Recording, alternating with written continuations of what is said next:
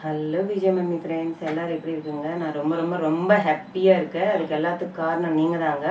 நீங்கள் கொடுக்குற அந்த சப்போர்ட்னால தான் நான் 500 சப்ஸ்கிரைபர்ஸ் ரீச் ஆகிருக்கேங்க. உங்களோட சப்போர்ட் எப்போ எனக்கு இருக்கணும். அதுக்கு என்ன பண்ணணும்னா, எல்லோரும் என்னோடய வீடியோஸ் கண்டினியூவாக பாருங்கள். புதுசாக பார்க்குறவங்க சப்ஸ்கிரைப் பண்ணிக்கோங்க. இன்றைக்கி நம்ம வீடியோவில் 2 விஷயம் பார்க்கலாங்க. ஒன்று வந்து ஒரு தங்கச்சி எனக்கு மெசேஜ் பண்ணியிருந்தாங்க, ஷார்ட்ஸ் வீடியோவில் பண்ணியிருந்தாங்க. அக்கா நீங்கள் என்ன தான் வாங்கினீங்க எனக்கு சொல்லுங்கள், காட்டுங்களேன்னுட்டு. கண்டிப்பாக காட்டுறேன்னு சொல்லியிருந்தேன். அது வந்து ஷார்ட்ஸ் வீடியோவில் நம்மளுக்கு அவ்வளோ லென்த் வராதில்ல, 1 மினிட்குள்ளே நம்ம முடிச்சிடணும். அதனால் அதில் என்னால் கோல்டு காட்ட முடியல. இப்போ வந்து நான் விளாக் பண்ணுறதுனால இந்த வீடியோவில் லாஸ்ட்டில் உங்களுக்கு கண்டிப்பாக காட்டுறேங்க. அது என்ன வாங்கியிருக்கேன், எத்தனை வெயிட் இருக்குது, எவ்வளோ வெயிட் இருக்குது, நான் எவ்வளோ காசு கொடுத்து வாங்கியிருக்கேன், ப்ளஸ்ஸு என்ன விசேஷம் அது வாங்கிறதுக்குன்றதுக்கு அது சொல்கிறேங்க. இப்போ வந்து அதுக்கு முன்னால் ஒரு விஷயம் கேட்கணும் உங்களை. நான் கேட்குறது அது கரெக்டாக ரைட்டான்னு கூட எனக்கு தெரியல. ஒருவேளை அது கரெக்டு, அதில் ஒன்றும் இல்லைன்னுட்டு நீங்கள் நினச்சிங்கன்னா எனக்கு கமெண்ட் செக்ஷனில் சொல்லுங்கள். அப்போ தான் எனக்கு மோட்டிவேஷனாக இருக்கும் நான் அடுத்த வீடியோ பண்ணுறதுக்கு. ஏன்னா நான் என் பையனோட டான்ஸ் போடுறேன்னா, அது வந்து எங்களுக்கு தெரிஞ்சவங்க ஒருத்தர் வந்து இன்னும் 2 பேர் பேசிகிட்டு இருக்காங்களா, அவங்க கிட்ட இருந்து எனக்கு தெரிஞ்சவங்க கேட்டிருக்காங்க. அவங்க வந்து எனக்கு ஃபோனில் சொன்னாங்க, அக்கா அவங்க நக்கலாக பேசுகிறாங்கக்கா, யூடியூப்ல எல்லாம் டான்ஸ் ஆடுது, எத்தனை பேர் பார்க்குறாங்க, எத்தனை பேர் பேசுவாங்கன்னுட்டு அவங்க பேசிகிட்டு இருக்கிறது ஒருத்தர் கேட்டுட்டு என்கிட்ட சொன்னாங்க. அது அவங்க சொன்னது என்கிட்ட சொன்னவங்க அது உண்மையா இல்லையா, அவங்க என்ன பாதி கேட்டுட்டு பாதி கேட்காம கூட என்கிட்ட சொல்லியிருக்கலாம். ஆனால் அதை பற்றி எனக்கு ஒரு கிளாரிட்டி இல்லைங்க. நான் உங்களுக்கு ஃபோன் பண்ணி கேட்கறதுக்கு 1 நிமிஷம் ஆகாது. ஏன்னா நான் அங்கே அந்த விஷயம் பேசவே இல்லை, நான் அது சொல்லவே இல்லைன்னா அவங்களுக்கு மனசு வருத்தமாகும் நம்ம பேசுறதுனால, நம்ம கேட்கறதுனால. அதனால நான் பொதுவாக இந்த யூடியூப் சேனல்லோனே பேசலான்னு தான் இருக்கேன். என் பையனோட நான் டான்ஸ் போட்டால் என்ன தப்பு இருக்குங்க? ஆமாம், என் பையனோட நான் டான்ஸ் போடுறேன். என் பையனோட மட்டும் இல்லைங்க, என் பையன் பெரிய ஆள் ஆகிட்டான்னா அவனுக்கு கல்யாணம் பண்ணுவான் இல்லைங்க. ஏன்னா கல்யாணம் பண்ணால் என் வீட்டுக்கு மருமகள் வருவாங்கல்ல, அந்த மகாலட்சுமியோடையும் நான் டான்ஸ் போடுவேன். அப்புறமா என் பசங்களுக்கு குழந்த பொறுப்பாங்கல்ல, அதுக்கு ஆம்பளை பேத்தியோ பேரனோ வருவாங்கல்ல, அவங்களோடவும் நான் டான்ஸ் போடுறேன். எங்களுக்கு இல்லை, அது உங்களுக்கே வந்துடுச்சுங்க. என்னோட இஷ்டம், என்னோட ஃபேஷன் அது. எனக்கு சின்ன வயசுலேருந்து டான்ஸ் என்ன பிடிக்கும். நாங்கள் எதுக்கு யூடியூப் சேனல் ஸ்டார்ட் பண்ணியிருக்கோம், எதுக்கு டான்ஸ் போடுறோம் அன்னிட்டு உங்களுக்கு தெரியுமா? நான் என் பையனோட சப்போர்ட்டாக நிற்கணும். இப்போது யூடியூப் சேனல் ஸ்டார்ட் பண்ணால் நிறைய லட்சக்கணக்கில் பசங்க டான்ஸ் போடுறாங்க. ஆனால் ஒரு அம்மாவோட ஒரு குழந்தை டான்ஸ் போடுறோன்னா என் பையனோட யூடியூப் சேனல் வளரணும், நல்லா வளரணும். என் பையனுக்கு ஒரு மோட்டிவேஷனாக நான் நிற்கிறேன், என் பையனுக்கு ஒரு சப்போர்ட்டாக நான் நிற்கிறேன். அவன் பக்கத்தில் நான் நின்றுட்டு நான் டான்ஸ் போடுறதுனால சப்ஸ்கிரைபர்ஸ் நிறையா பேர் ஆட் ஆகுறாங்க. அது அப்படியே ரீச் ஆயிடுச்சுன்னா அவன் ஒரு வயசு வரத்துக்குள்ள என் பையனுக்கு ஒரு யூடியூப் சேனலே ஒரு ஜாப் மாதிரி அவனுக்கு இருக்கணும்ன்றதுனால என் பையனோட நான் டான்ஸ் போடுறேன். எங்கள் வீட்டில் எனக்கு அப்ஜெக்ஷன் கொடுக்கறதுக்கு இல்லை, அவங்களே எனக்கு சப்போர்ட் பண்ணுறாங்க. நான் வந்து பர்மிஷன் வாங்கணும்னா ஒரு 5 சொந்தத்துக்கிட்ட தான் நான் பர்மிஷன் வாங்கணும். ஒன்று என் ஹஸ்பண்ட் கிட்ட, அவர் வந்து எனக்கு சப்போர்ட் பண்ணுறாரு. உனக்கு பிடிச்சிடுச்சேன்னா நீ பண்ணுமா, உனக்கு இஷ்டம், உன்னோட இஷ்டம் தாம்மா. கமெண்ட்ஸு பேடாக வந்தால் கஷ்டப்படாத, நீ வருத்தப்படாத, எந்த ஒரு காமெண்ட்டும் நீ எடுத்துக்காத, நீ ஒரு ஜாலியாக உன் பையனோட நீ பண்ணிக்கோன்னுட்டு எங்கள் ஹஸ்பண்ட் எனக்கு சொன்னார். அடுத்தது வந்து எங்கள் அம்மா அப்பா, அவங்களும் நான் டான்ஸ் போடுறது பார்த்து சின்ன பசங்க நம்ம டான்ஸ் பண்ணால் நம்ம பசங்க பண்ணும்போது நம்ம எவ்வளோ சிரித்து சந்தோஷமாக என்ஜாய் பண்ணுறோம், அது மாதிரி நான் டான்ஸ் பண்ணுறது பார்த்து எங்கள் அம்மா அப்பா அவ்வளோ சிரிக்கிறாங்க, அவ்வளோ ஜாலியாக என்ஜாய் பண்ணுறாங்க. அடுத்தது எங்கள் மாமியார் மாமனார். அப்படின்னா எங்கள் அத்தா, எங்கள் மாமா இல்லை, அவங்க யாரும் இல்லை, எங்கள் பாட்டி தாத்தா தான் எங்கள் மாமனார் மாமியார். எங்கள் அத்தாவும் எனக்கு நானும் அவங்க பேரன் டான்ஸ் போடுறத பார்த்து அப்படி சிரிக்கிறாங்க, அவ்வளோ ரசிக்கிறாங்க. அவங்களோடவும் எனக்கு எந்த பிரச்சனையும் இல்லை. அடுத்தது என் கூட பிறந்தவங்க, எங்கள் அக்காவாக இருந்துட்டும் எங்கள் தங்கச்சியாக இருக்கட்டும், அவங்க வந்து எனக்கு சப்போர்ட் பண்ணுறாங்க. ஏண்டி நீ இப்படி போடு அப்படி போடு. எங்கள் அக்கா வந்து டான்ஸ் போட்டுட்டு அவங்க திருப்பதியில் இருக்காங்க, அவங்க வீடியோ அனுப்பிச்சு இப்படி பண்ணு அப்படி பண்ணிட்டு அவங்க ஒரு வீடியோ எடுத்துட்டு எனக்கு அனுப்புகிறாங்க. அந்த டான்ஸு நான் கற்றுக்கிட்டு ஒரு டைமும் நான் அவங்க சொல்கிற டான்ஸ் கூட நான் போட்டிருக்கேன். அதே மாதிரி என் தங்கச்சி ஜெர்மனியில் இருக்காங்க, அவங்களும் எனக்கு சப்போர்ட் பண்ணுறாங்க. இன்றைக்கி என்ன டான்ஸ் ட்ரெண்டாக இருக்குது ஷார்ட்ஸில், அன்னிட்டு அவங்க வீடியோ எடுத்துட்டு அவங்க அங்கிருந்து இந்த டான்ஸ் போடுறி இன்னைக்கு இதுதான் நம்மளுக்கு நல்லா ஃபார்ம் ஆகுது ஜனங்க கிட்டன்னுட்டு அவங்க எனக்கு அந்த வீடியோ அனுப்புகிறாங்க. நான் அவங்களும் எனக்கு சப்போர்ட் பண்ணுறாங்க. அடுத்தது நான் பெற்ற பசங்க, என் பசங்க வந்து மம்மி நீங்கள் ஜாலியாக இருங்க, உங்களுக்கு என்ன வேணுமோ அதை நாங்கள் சப்போர்ட் பண்ணுறோம், என்னோட நீங்கள் டான்ஸ் போடுங்க, நம்ம ஜாலியாக இருக்கலாம், யார் பற்றி யார் என்ன பேசினாலும் நீங்கள் கண்டுக்காதீங்கன்னுட்டு என் பசங்களும் எனக்கு சொன்னாங்க. இப்படி எனக்கு தேவையானது இந்த 5 உறவுங்க தான். என்னோட 5 ரிலேஷன்ஷிப் தான் எனக்கு ரொம்ப தேவை. என்ன ஃபேமிலியிலோ எல்லாருக்கிட்ட அவங்க எல்லாத்துக்கு எந்த ஒரு ப்ராப்ளம் இல்லை. பெற்றவங்களுக்கு கட்டினவங்களுக்கு வயிற்றுல பிறந்தவங்களுக்கு இல்லாத வலி உங்களுக்கு ஏங்க வருது? உங்களுக்கு எதுக்கு? உங்களோட வீட்டில் என்னென்ன நடக்குது, உங்கள் சுற்று என்ன நடக்குது, உங்கள் பின்னால் யார் என்ன உங்களை பேசுகிறாங்க, அது பார்த்துட்டு நீங்கள் உங்கள் லைஃப் ஜாலியாக இருங்க.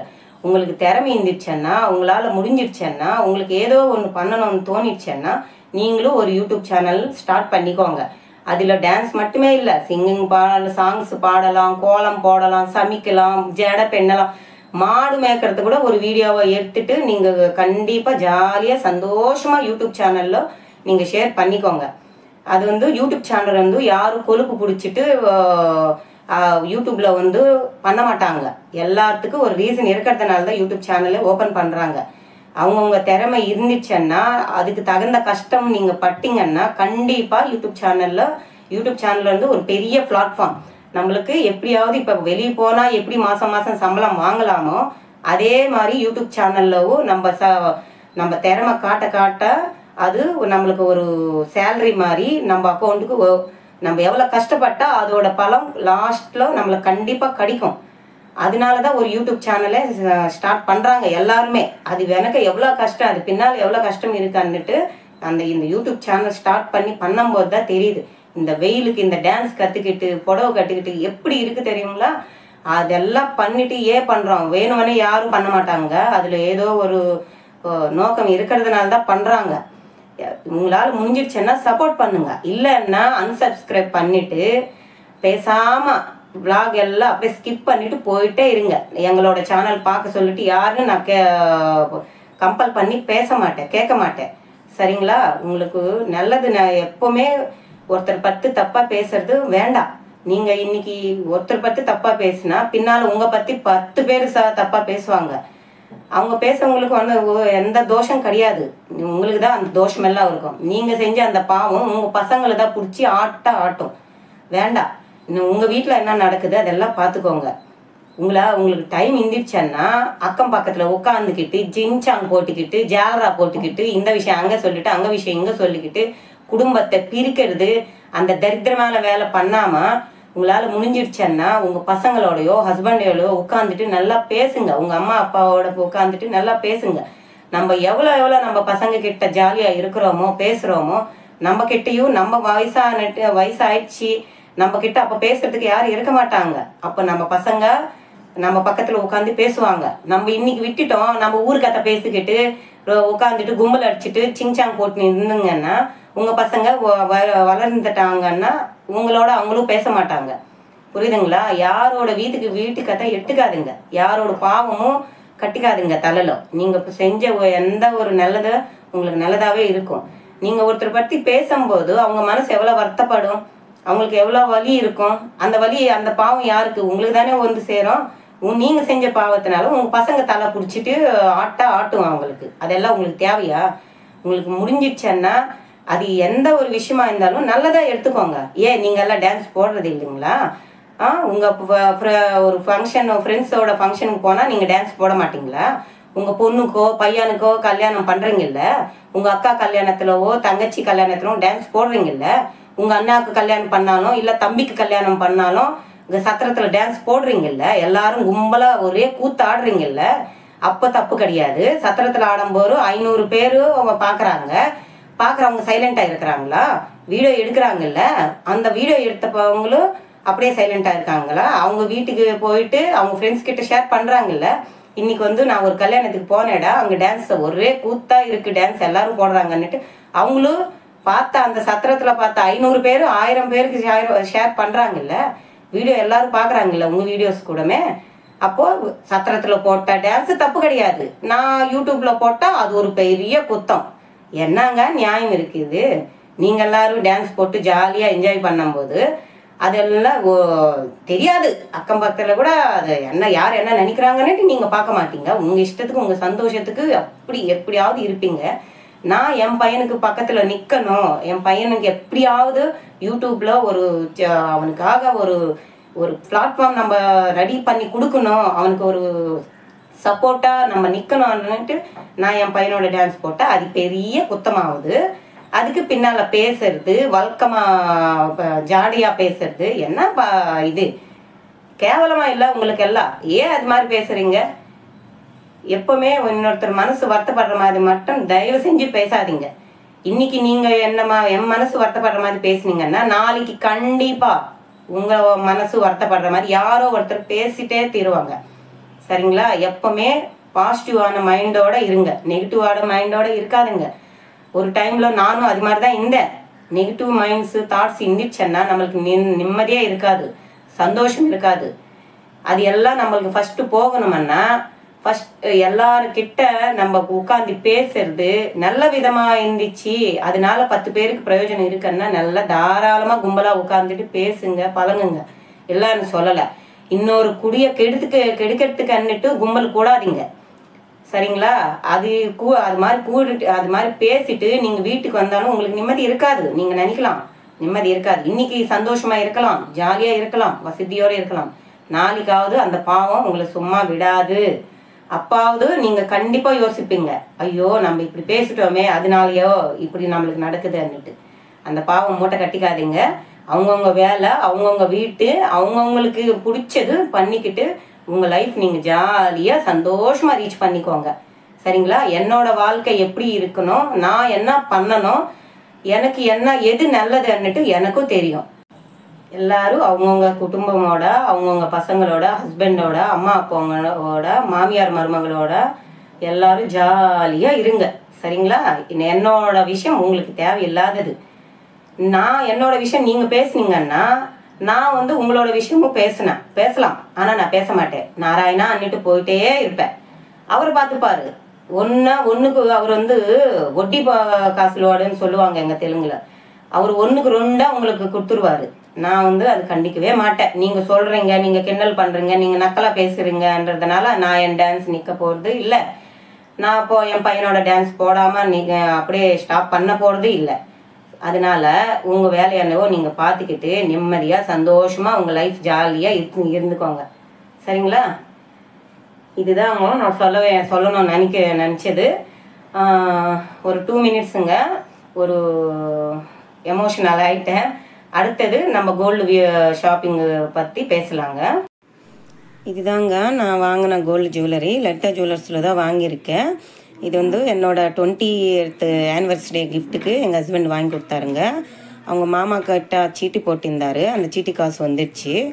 அதோட பசங்களுக்கு ஃபீஸ் கட்டிட்டு மிச்சம் காசு ப்ளஸ் தீபாவளி போனஸ் சேர்த்து எனக்கு வாங்கி கொடுத்தாருங்க. இது 19 கிராம் 120 மில்லி இருக்குது.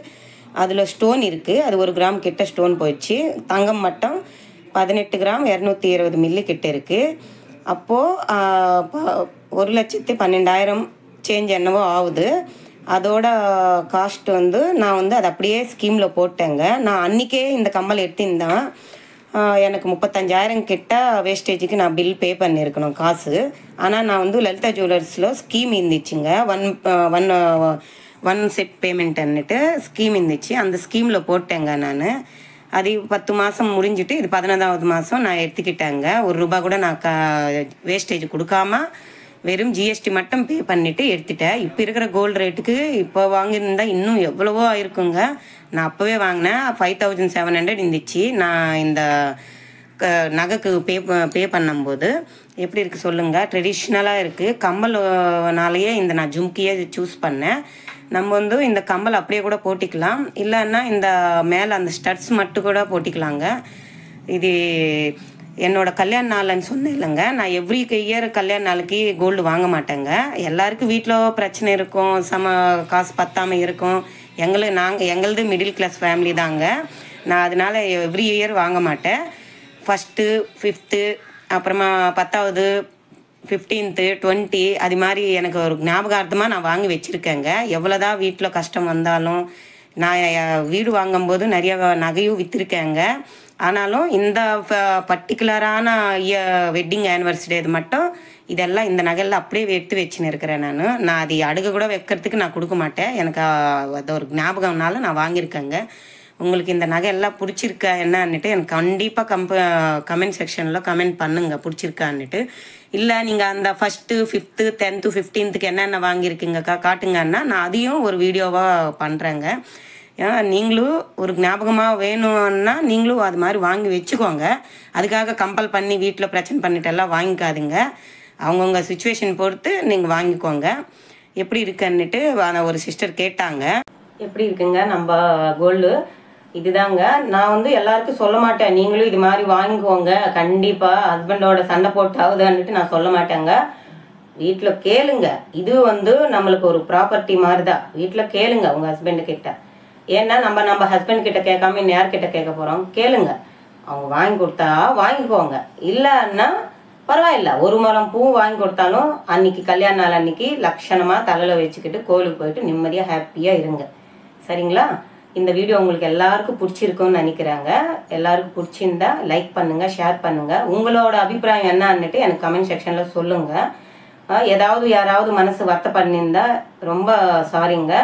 ஏன்னா அவங்க எனக்கு சொல்லும் போது என் மனசு அவ்வளோ வேதனைப்பட்டுச்சு. ஏன்டா இப்படியெல்லாம் இருக்காங்கன்னுட்டு ஒரு எமோஷ்னலாக தான் நான் இப்போ இவ்வளவு பேச வேண்டியதாகிடுச்சு.